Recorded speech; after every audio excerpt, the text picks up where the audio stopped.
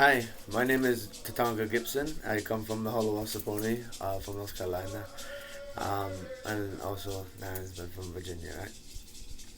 What I'm here to do today, I got all dressed up. But what I'm here to do today is actually talk to you guys about a few things. I'm going to spend a little time doing some pine needle work, and pine needle work was something that we've always done and something that has been carried on through the generations, and being more or less redone is being taught to more and more and more people in the South and Virginia and North Carolina alike. But to my knowledge, this actually predates pottery. So pottery in all of its glory and all of its fineness is something that's only been around for a few thousand years. But most believe that these pine needle baskets and these pine needle medallions even started way before that. Of course, depending on where you are in the country and where you are in the overall North America, the types of materials that you'll have for these will be different than others. Normally, something like this, I would be doing it outside, but while it is sunny outside, it is still raining and it is cold too. So I decided to actually have this inside instead, so I didn't get all wet and cold doing this.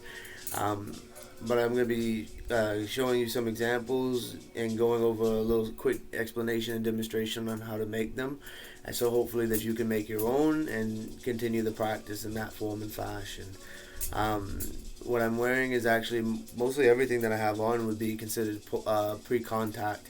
The only exemption to that is actually these beads that you see along the top of here. That would be something by trade, but everything else you could find before contact, with the exception of the actual material that these wampum belts here are made out of. This is actually wampum, actually real wampum, but this here is something that's a lot cheaper than real wampum, because if these belts were made out of real wampum, that would be quite expensive. I would love to do that, but I just don't have the money to do so at the moment. But this is my pre-contact, all my pre-contact stuff. So let me stand up real quick. And show you how we would be dressing back in the day. My leg up, yeah. My moccasins. But we'll be dressing for the occasion. So guys like myself, a lot of cases during the summer may not be wearing leggings and may just be running around with just our breechcloth on, not so much of this jewelry and everything like that. Women as well, they may not be running around with so much jewelry, but they would be in most cases topless, except for of course the winter and the colder months, right? But in most cases they would be topless, and they'd be in using moccasins, barefoot. It didn't really matter. That's all personal preference back in the day. They just be happy and be comfortable. Everyone's personification or the way they perceive privacy and things like that nowadays is a little bit different than it would be back then. So you wouldn't be considered a harlot or anything like that for being topless as a lady back in the day. That's something that would be normal. Children would be naked in most cases all the way up until they're about maybe like 6 years old or so. And I mean, that's not bad. In some cases, of course, there'd be diapers and things like that for our children as well. But with that, diapers would be mostly just a breechcloth that would be stuffed with the fluff on the top of a male cattail. It's really absorbent, it's really fluffy, it's really comfortable, and you just change that out and continue the process more or less. As far as changing diapers and everything like that, but everyone would be comfortable in most cases, unless it come of course time for ceremonial things. So those ceremonial things, of course, you might be getting dressed up more or less like what I am, with more stuff, more flashy stuff like that. But also we'd be decked out in tattoos. Females would have tattoos, just about from head to toe. Same with us guys. Us guys would have tattoos on our arms, on our chest, on our legs, on our thighs. I mean, it just depends on your personal preference and what you want. And some tattoos mean things as far as certain positions within the community and what have you. But other tattoos are directed towards maybe what you've done in battle, a story that has been given to you, if you will, and also things that mean something to you as your people and you as a person. Yeah, I know my tattoos are no exception to that. Every one of my tattoos means something and has a certain meaning to myself, my people, and a historical significance as well. But enough of all that chatter. I'm going to get into a little bit about pine needle work and get into that. What I actually have done beforehand is I've soaked pine needles, especially in the South. We have a pine that's called the loblolly pine, or it's the long needle pine, and we're very fortunate that we have it, because up here in the north in Massachusetts they don't really have these. It's something that's prominent in the South. So they use little small ones, and up here in the north and up in the northwest, they're going into the Great Lakes region and into Canada. They use sweetgrass a lot as well for their baskets and also their medallions and things like that and of that nature. But I've already got this started. So to begin this, all you have to do is grab a handful of, not a handful, but just a few, and in most cases you always want to make it the same amount. So I normally grab anywhere from 4 to 6, just depending on how big I want something to be. And depending on how big the needles that you grab, you may have to grab more or less, because some needles are just a lot bigger than the others, and you want it to be all the same width and all the same depth and everything like that. You want it all to be the same height in the end. So what you would do for this, you form them all together, and what I normally do is I put it around a few times and make it go up as far as I wish. Depending on how far you put this, turns it into an oval. So if I were to wrap it all the way up here, then do it, the basket would be more of an oval shape or elongated shape. But if I just want to do a straight plain circle basket, then I just do it really small in a general area, and then I'll actually stab it through. So I'll put my needle and I'll work my way through it, pull it through, go through again. And from there,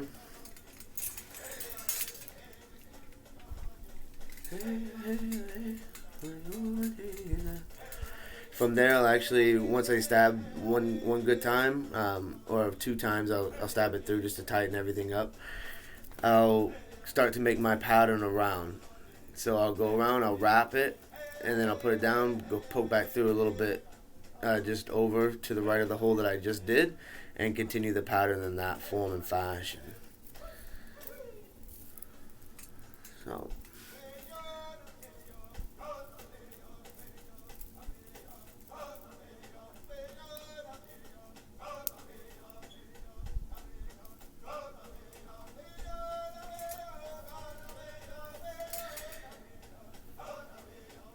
for this, I also use just the single ply.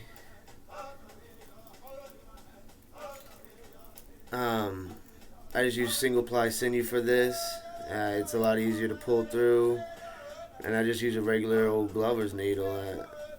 My hands aren't really big fans of the small needles, so I typically use a bigger size glover's needle for this, which in some cases, depending on the needles and how you do it, it can actually harm the needles just because of how big it is.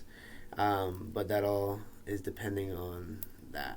So I actually need to soak this just a little bit more, because I did let this dry out just a little bit too much. And once I let it soak, I'll get back to this, and I'll actually put in the next section so that we can see that as well. So I'm back. I've got a little bit more done. I went on ahead and just kept on going. So what you just want to keep doing is just remember to keep everything relatively tight. And as you go and you start to make that spacing pattern, just remember to follow back through when you go onto the next row, back through that, so it creates that spiraling pattern that you'll get.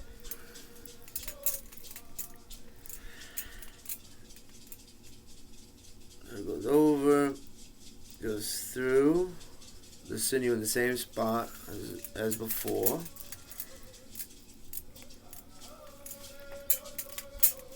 And then you just loop it over again and go on to the next one. So right now I'm about to actually put more in because it's starting to get a little thin. So I'll actually be putting more in and continuing.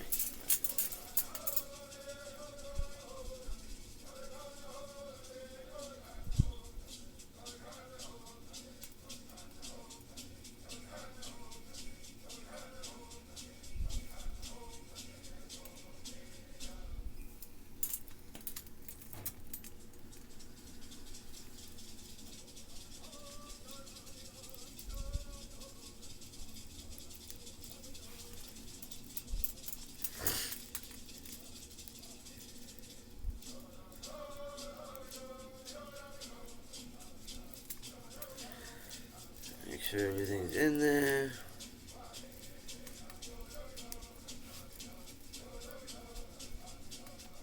Tighten it all down so you can continue.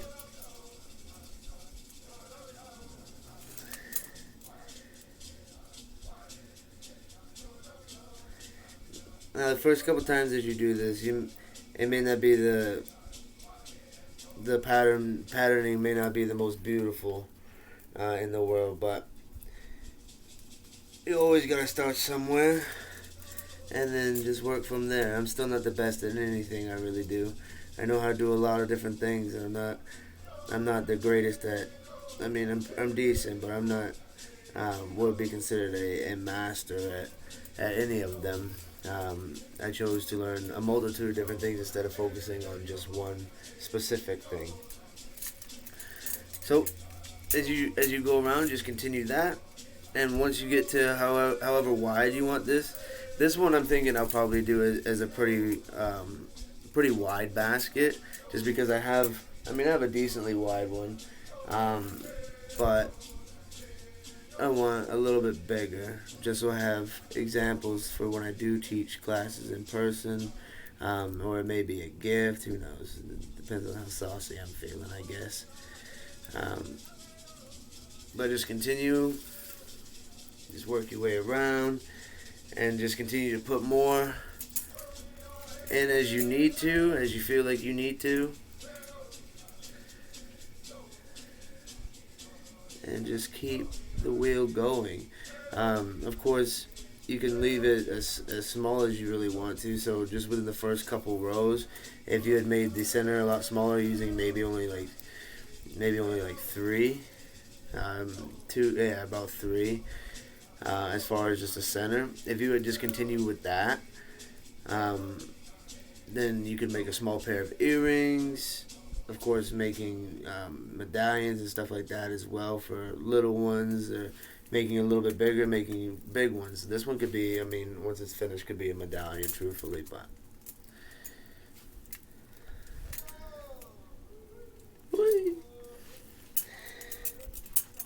but as we continue with this, I'm actually going to go get changed. Us as Native people are born of two worlds. So of course there's this world that we have traditionally to us and everything like that, and the dress and the tattoos and everything like that, and even our language that we still have and we still possess as Native people. And it's important for us to keep those things. But also as Native people, the only times that we're doing these traditional cultural things shouldn't be when we're dressed like this. It shouldn't be at just powwows. It shouldn't be at just cultural events. It should be every day. I make things here at the house all the time, and I guarantee you 100% of the time, unless I'm doing a video like this, I'm dressed normally. My kids are learning how to do these things from just watching me show them how to do it, and watching me in general. I may not even be showing them. I may just be doing it myself, and they pay attention to me.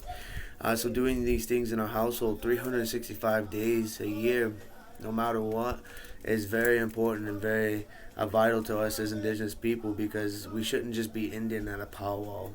Our people bled and died so that we could have these ways, these cultural practices, languages, our ceremonies, our songs that you're hearing, tattoos, symbols, all these things. They didn't die so that we could go to a powwow once a year and be Indian just that day. They died so that we could be Indian 365 days a year. So let me go get changed and let's see how this works. Hey, so I'm back. So we're just gonna continue with this. I'm only gonna be talking for just a little bit longer and going over this just a little bit longer. But hopefully, in my explaining, in my talking with y'all a little bit, y'all have at least gotten the initial steps. It's not too hard all in all once you get the patterning and everything else going on it. And the very center may not be the prettiest thing that you've ever seen, but once you get it going, that spiral will start and it will continue all the way throughout the whole thing. Just keep up with it. Just keep going with it. If you get discouraged, don't let it get you down. But so much, even the greatest pine needle workers and greatest basket makers on earth always started out somewhere. So I definitely encourage any and everybody to keep going no matter what. As many times as I've struggled with different crafts that I do, I'll always put it down for maybe a second or for a little bit until I get my head together. If I'm angry at it, or frustrated with it, then I'll always come back to it. I always come at these things with a clear and good mind. Don't be angry at it. Don't be hateful towards it. Don't try to force anything really, because that will be put into it. So I'll just keep going just a little bit more, and from there you're on your own. Of course, you could always rewatch the video and go from there, or put it where we start talking about pine needle baskets. I know I talked about a few other things as well, but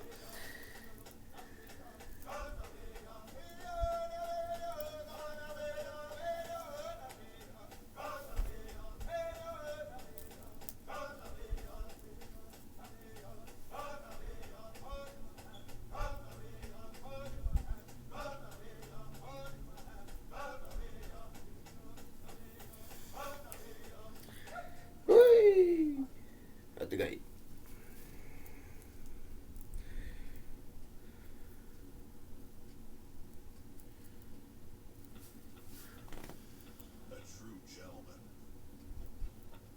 I'm just going through that. Come back out the other side. Of course, going through the sinew that I laid down before. Come back over. Wrap around.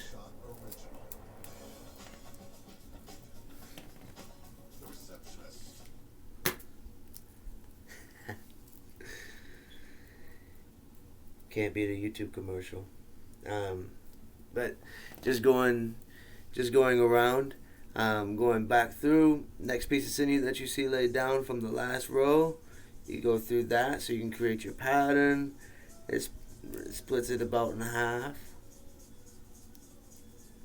Make sure it makes it so also that the one that I just put in and the one that I'm just sewing in won't slip out, because of course the pine needles themselves are in rows, so I mean the row could slip, but doing it this way, it doesn't really have anywhere to slip to. And so just continue like that, go and go and go and go and go.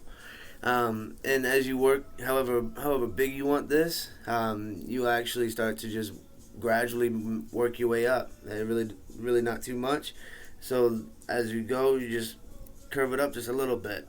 However, like if you want your bowl to be kind of straight up, then of course you curve it a lot more. But if you want it to come out and have a wider platform and everything like that, a wider mouth on it, then of course you just gradually just work that out as you go along. Yeah. So